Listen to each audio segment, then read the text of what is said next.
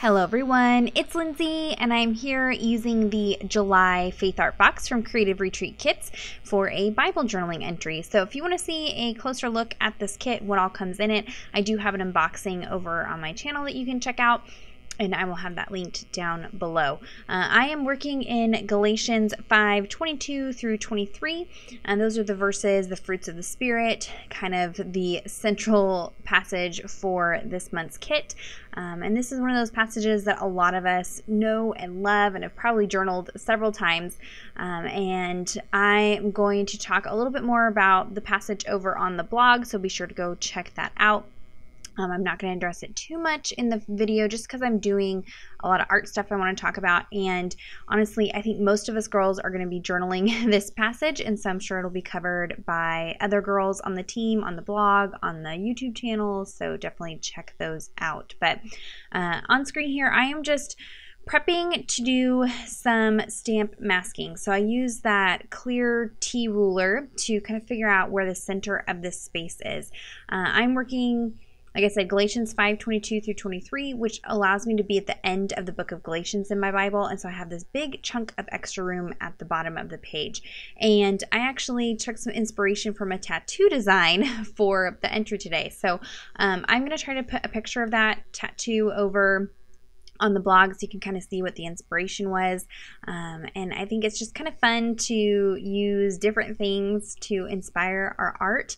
And so that might not be for everybody, but it was a really pretty design and actually inspiration for a tattoo that I'm going to have done.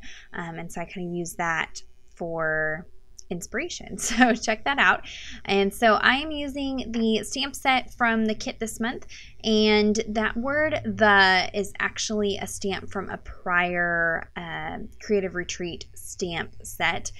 Definitely check out the shop. They have a lot of the older stamp sets still available. You can check that out and see if that's one of the ones that's still there. And anywhere where my stamping wasn't perfect, I did go in and just take a Faber-Castell Pitt artist pen and filled that in so that it wasn't kind of sparse looking. And again, I'm using that T ruler to draw in some lines. That T ruler is kind of a staple in my office. I don't show it too often in videos, but I'm kind of OCD about making sure things are straight and even and things like that, and that ruler really helps with that. It did end up leaving kind of this open space because of the P in Spirit, and so I'm taking one of the border stamps from one of the prior stamp sets, and I'm going to kind of fill that in.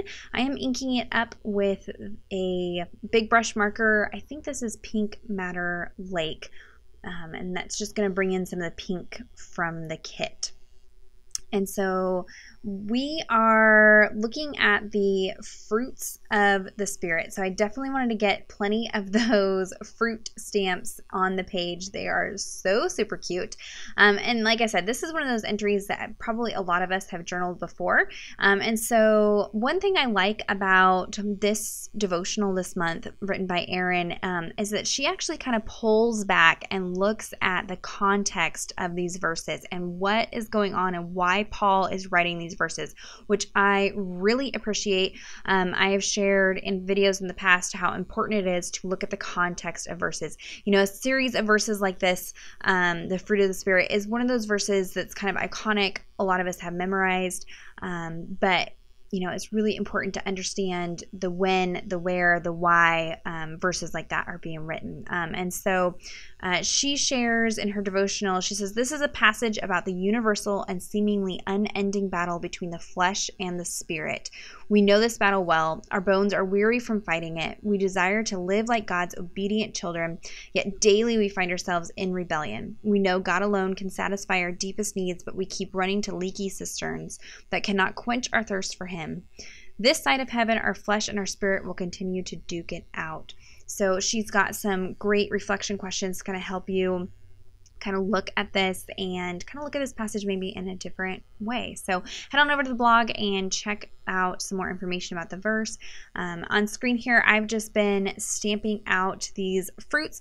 The footage is a little choppy because I kept getting my head into the shot, trying to make sure that I had those placed right where they needed to be.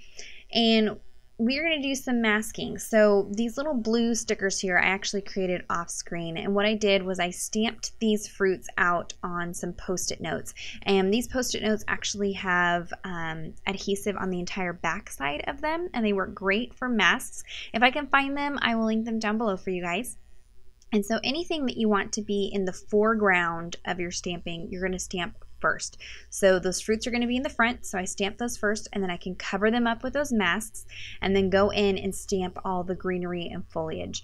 I am doing all my stamping with VersaFine Onyx Black ink. This is a permanent ink, but it does bleed through the Bible page, so if that bothers you, then use something different or use page prep. I did not prep my page. I'm not concerned about bleed through. I'll deal with it at a later time. But I'm just going to go through and stamp all these pieces. Like I said, I've pulled out several greenery pieces from past Creative Retreat Kits stamp sets. Most of their stamp sets have some sort of greenery in them, and so I've got quite a collection going now. And at this point, this kind of looks like Hot Mess Express. It's kind of hard to tell what's going on with all the lines.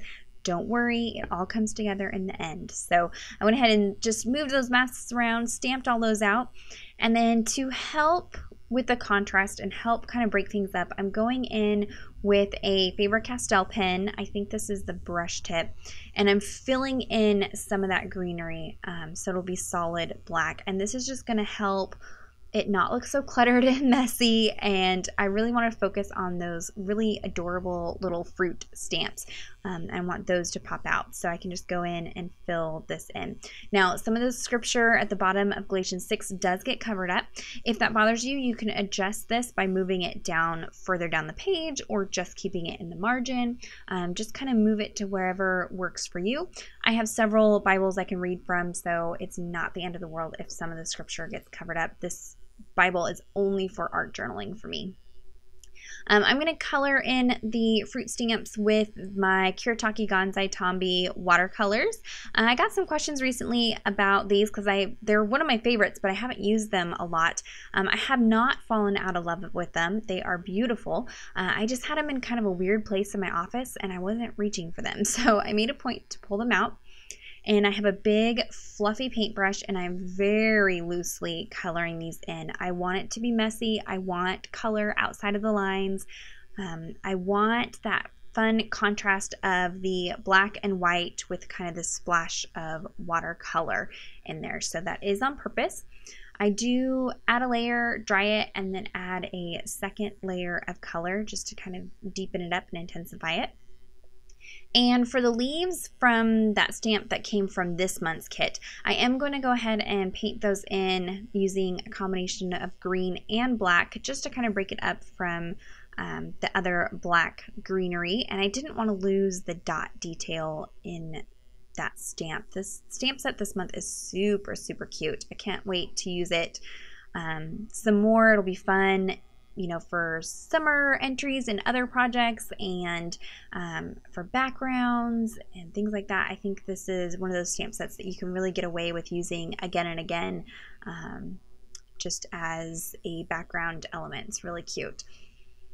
So I'm just going to finish up filling all of that in, and you can see now it's starting to come together. Kind of see what's going on, and can tell the fruits from the greenery now that everything is covered in or colored in.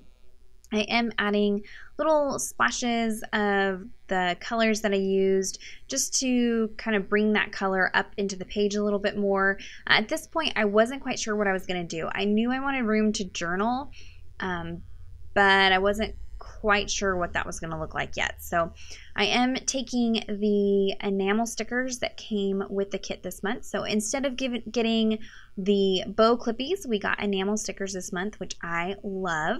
And so I'm just adding a little sprinkle of those in here.